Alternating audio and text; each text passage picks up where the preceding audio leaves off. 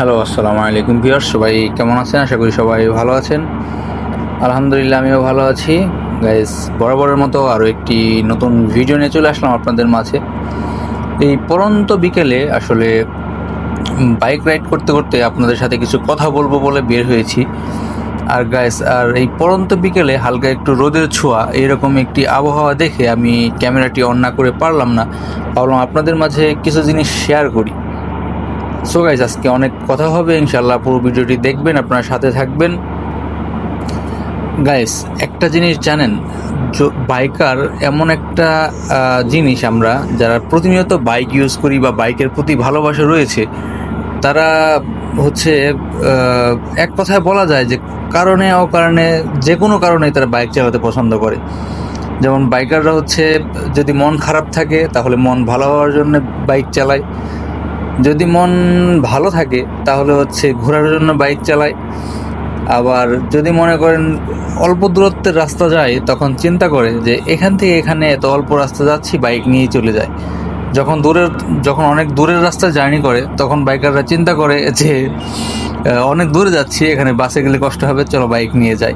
তো এটাই হচ্ছে মেন বিষয় গাইস। মানে আমরা যারা বাইকার রয়েছি, এরা আসলে যারা একবার বাইকে অভ্যস্ত হয়ে গিয়েছি, তাদের আসলে অন্য কোনো ওয়ে নেই, মানে অলওয়েজ বাইক ইউজ করাটাই অভ্যস্ত। ও মাই গড, সামনেরটা মনে হচ্ছে জিপিএক্স, এটা মনে হয় জিপিএক্স ডেমন 165RR সম্ভবত। এই বাইকটিও কিন্তু আমার একটি পছন্দের বাইক ছিল, বাট এই বাইকটি এক একজনের একটা ব্র্যান্ড পছন্দ থাকে। আমি হোন্ডা ইউজার, আমার অলওয়েজ হোন্ডাই ভালো লাগে। তো এই হচ্ছে বিষয়। আমি বলছি না যে জিপিএক্স খারাপ, জিপিএক্স ভালো, বাট আমার কাছে হোন্ডা ভালো লাগে।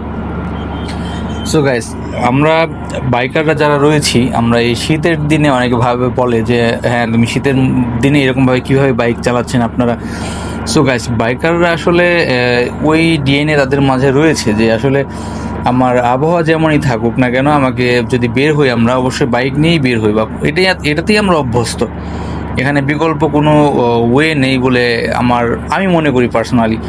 দেখা গেলো আমি যদি বাসা থেকে অল্প একটু রাস্তা যাই তখন আমি বাইক নিয়ে যাই, যখন ঢাকা যাই বা অন্য কোথাও যাই বাংলাদেশের, তখনও যদি চিন্তা করি তখন আমি সেই বাইক নিয়েই যাই। কারণ আমি এটা চিন্তা করি যে আসলে আমার বাসে গেলে এই সমস্যা হবে, দাঁড়ায় থাকতে হবে, মানে বিভিন্ন ধরনের চিন্তা ভাবনা করলে, গ্যাদারিংয়ের কথা চিন্তা করলে, তখন কিন্তু আবার সেই বাইকেই ফিরে আসতে হয়। কাজে গাইস, বাইক এমন একটা জিনিস বা এমন একটা মেশিন, এটার প্রেমে পড়লে আসলে এটাকে আসলে মানে প্রতিনিয়ত আপনাকে রাইড করতে ইচ্ছা করবে। সো গাইস, এখন আমরা রয়েছি ঢাকা টাঙ্গাইল হাইওয়েতে। এই হাইওয়ে ধরে চলে যাচ্ছি সামনের দিকে। দেখতে পাচ্ছেন আপনারা যে এই শীতের মধ্যে সুন্দর একটি আবহাওয়া, এবং সাথে রয়েছে হর্নেট 2.0। সো এই বাইকটি নিয়ে আসলে নতুন করে বলার কিছুই নেই। যেমন ব্রেকিং পেয়েছি, যেমন তেমন কমফোর্ট পেয়েছি, এবং হচ্ছে জিগজ্যাগ করে অনেক মজা। তো সব কিছু মিলিয়ে আলহামদুলিল্লাহ এই হাইওয়েতে চালিয়ে আমি দীর্ঘদিন চালাচ্ছি। তো সব কিছু মিলিয়ে আমি কোনো ধরনের কোনো প্রবলেম পাইনি। তবে হেডলাইটের আলোটা একটু কম পেয়েছি, এটা আমার কাছে মনে হয়েছে যে এটা আসলে কোনো প্রবলেম নয়। কারণ এই বাইকগুলোর বর্তমানে যতগুলো বাইক আসতেছে এরকম বিল্ডিং এলইডি হেডলাইট, তাদের মধ্যে ম্যাক্সিমাম হেডলাইটের আলোই হচ্ছে এরকম। সো এখানে একটি ফগ লাইট ইনস্টল করলে হচ্ছে এই প্রবলেমটি সলভ করা যাবে আশা করছি। সো গাইস, এখন যারা বাইকার রয়েছেন তারা অবশ্যই এই শীতের দিনে সাবধানে বাইক রাইড করবেন। কারণ হচ্ছে এই শীতে যদি আপনি প্রপার সেফটি মেনটেন না করেন তাহলে কিন্তু খুব দ্রুত বা খুব সহজে কিন্তু অসুস্থ হয়ে পড়তে পারেন, বা হচ্ছে ঠান্ডা লেগে যেতে পারে। কারণ যেহেতু সরাসরি বুকে বাতাসটা লাগে, এই জন্য হচ্ছে ভারী কোনো জ্যাকেট, যেসব জ্যাকেটে হচ্ছে আপনার বাতাস সরাসরি ঢুকতে পারে না, এই ধরনের জ্যাকেট ইউজ করার প্রয়োজন। এবং হ্যান্ড গ্লাভস, সাথে হচ্ছে রাইডিংয়ের জন্য রাইডিং শো ইত্যাদি হচ্ছে প্রয়োজন। আপনারা দেখতে পাচ্ছেন যে এই রাস্তাটিতে আসলে বাইক চালাতে আমার স্পেশালি একটু বেশি ভালো লাগে, কারণ এখানে আমি এখনও পর্যন্ত খুব কমই দেখেছি যে ট্রাফিক রয়েছে বা জ্যাম রয়েছে। যদি কখনো রাস্তাতে দুর্ঘটনা ঘটে তো সেই ক্ষেত্রে হচ্ছে এখানে একটু ট্রাফিক বা যানজটের সৃষ্টি হয়। আদারওয়াইজ কিন্তু এই রাস্তাটি সবসময় এরকম ফ্রি থাকে, এবং মন খুলে বাইক রাইড করার মতো একটা পরিবেশ থাকে। আপনারা দেখতে পাচ্ছেন আমি আজকে বাইকটি একটু বেশি মানে চালাচ্ছি, কারণ আমি কিন্তু সচরাচর এরকম 70-80তে বাইক রাইড করি না, যেহেতু আমার নতুন বাইক আর মাত্র ব্রেকিং পিরিয়ড শেষের দিকে আমার, এই জন্য হচ্ছে বাইকটাতে একটু স্পিড টেস্ট করেছিলাম। আর মাঝখানে একদিন হচ্ছে 100+ স্পিডে আমি বা 100+ গতিতে আমি এই বাইকটি এই হাইওয়েতে রাইড করেছি। আর সেদিন একটু ইমার্জেন্সি ছিল, আমার ফ্যামিলি মেম্বার বা আমার মা উনি অসুস্থ ছিলেন, বিধায় আমি হচ্ছে ওদিন খুব দ্রুত আমি অফিস থেকে বাড়ির দিকে চলে যাই। সো গাইস, আসলে এই হাইওয়েতে যদি আপনি সেফটি মেনটেন করে বাইক রাইড করেন তাহলে কিন্তু অবশ্যই সেফ, আমার কাছে মনে হয়েছে যথেষ্ট সেফ। কিন্তু এই হাইওয়েতে অনেকটা গলার কাটা হচ্ছে 3 হুইলার। মাঝে মাঝে আপনি এমন ধরনের সিচুয়েশনে পড়বেন যে আপনি একদম হতবাক হয়ে যাবেন বিষয়টা, কারণ এই রাস্তাতে রয়েছে যে 3 হুইলার, এবং এই 3 হুইলারগুলো আসলে মানে অনেক সময় রয়েছে যে হাইওয়ে ধরে তারা উল্টো পথে আসে।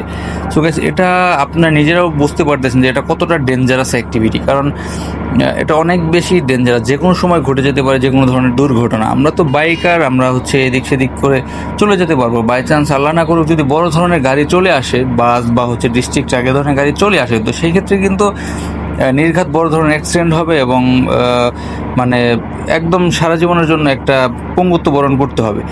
সো গাইস, এই হচ্ছে মেন বিষয়। কাজেই আমরা যারা এই হাইওয়েতে বাইক রাইড করব বা গাড়ি ড্রাইভ করবো, তারা অবশ্যই সেফলি বাইক রাইড করবো এবং ট্রাফিক আইন মেনে বাইক রাইড করব।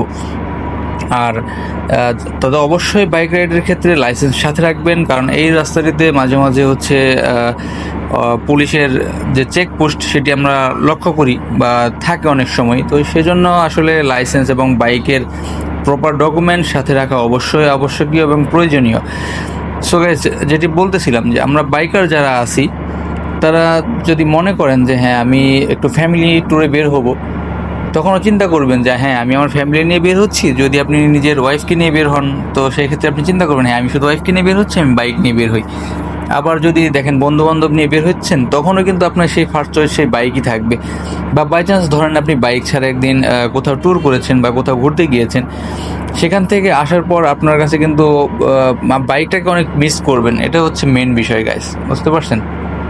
আর এই বাইকটির যদিও মাইলেজটা অনেক ভালো, এই জন্য হচ্ছে আমি আরও চালিয়ে বেশি মজা পাচ্ছি দিনকে দিন। সো গাইস, বলতে বলতে হাইওয়ে শেষ করে চলে এসেছি এই রোডে। তো এখানে দেখেন আপনার 3 হুইলার কিন্তু অনেক বেশি, এবং উল্টা উল্টা দেখেন এখানে উনি হাইওয়েতে আসলে মানে এই ধরনের রাস্তাতে গাড়ি সাইড করে হচ্ছে একটি ডোর ওপেন করেছে। তো এটি আসলে একটু বিপজ্জনক। সো আমরা চেষ্টা করবো এই বিষয়গুলোকে এড়িয়ে যাওয়ার জন্য বা হচ্ছে অ্যাভয়েড করার জন্য। দেখুন, 3 হুইলার এই রোডেতে যথেষ্ট পরিমাণ 3 হুইলার রয়েছে, এবং এই 3 হুইলারগুলো মাঝে সাঝে অনেকটা বেশি উগ্র হয়ে যায়। আমি কিছুদিন আগে একটা ঘটনা বলেছিলাম এই রোডে, যে সে 3 হুইলারটি আমি জানি না কেন সে আমাকে লক্ষ্য করেনি বা অন্য কিছু, সে অল্পের জন্য কিন্তু রক্ষা পেয়েছে সে, তা না হলে কিন্তু দুজনেরই ক্ষতি হতে পারতো। যাই হোক, আল্লাহ ভরসা, আল্লাহর বিশেষ অশেষ রহমতে আমরা সেখানে কোনো ধরনের প্রবলেম ফেস না করে চলে আসে। দেখেন এখানেও তারা ওভারটেক করছে। সো গাইস, বাইকার যারা রয়েছেন তারা অবশ্যই সবাই সাবধানে বাইক চালাবেন। এবং হচ্ছে আমি যেটা বলেছি সংজ্ঞা, যে বাইকার কি, মানে তাদের মন খারাপ হলেও বাইক চালাবে, মন ভালো থাকলেও বাইক চালাবে, কোথাও অল্প দূরত্বের রাস্তা গেলেও বাইক চালাবে, অনেক বেশি দূরে জার্নিগুলো সে তারা বাইক চালাবে। ঠিক আছে, এটাই সত্য এবং চিরন্তন সত্য। সবাই ভালো থাকবেন, সুস্থ থাকবেন। আজকে ভিডিও দিয়ে পর্যন্ত। আসসালামু আলাইকুম, টাটা।